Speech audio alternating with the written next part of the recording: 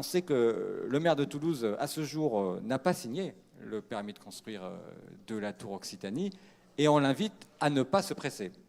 On l'invite d'autant moins à se presser sur ce sujet que M. Grasse et Tisséo Ingénierie s'interrogent sur l'impact de la tour Occitanie sur le tunnel de métro qui est en dessous.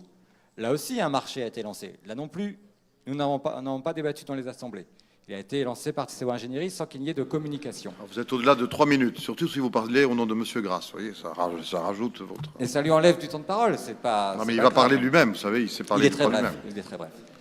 Donc, ce qu'on voit dans le marché qui a été lancé par Tisséo Ingénierie, c'est qu'il y a une véritable préoccupation sur l'impact d'une tour de 150 mètres de hauteur par-dessus une ligne de métro qui existe depuis 25 ans.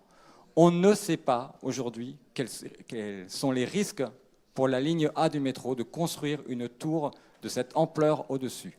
On va décaisser jusqu'à 14 mètres de terrain au-dessus de la ligne A, si j'ai bien compris les éléments qui sont dans l'annexe du marché et qui sont communiqués par la compagnie de Phalsbourg.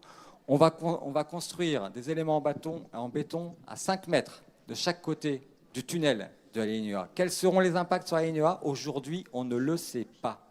Et on doit, la collectivité, lancer un marché à près de 400 000 € pour pouvoir accompagner des préconisations en direction du porteur de projet. Et troisième élément, on ne sait pas aujourd'hui où passera la troisième ligne de métro précisément, sur ce même site. C'est-à-dire qu'on a une ligne A existante, on va construire une tour de 150 mètres au-dessus et un tunnel de métro en dessous. Aujourd'hui, il y avait un certain nombre d'opposants à la tour Occitanie. Nous en faisons partie. Sans doute quelques partisans, je suis d'accord. Eh bien, les partisans peuvent aujourd'hui se poser la question, est-ce le bon endroit pour construire une tour de 150 mètres de hauteur? Est-ce le bon moment? À notre avis, monsieur le maire de Toulouse, puisque je m'adresse au maire qui signerait le permis de construire, ce n'est ni le bon endroit, ni le bon moment pour me conduire ce projet.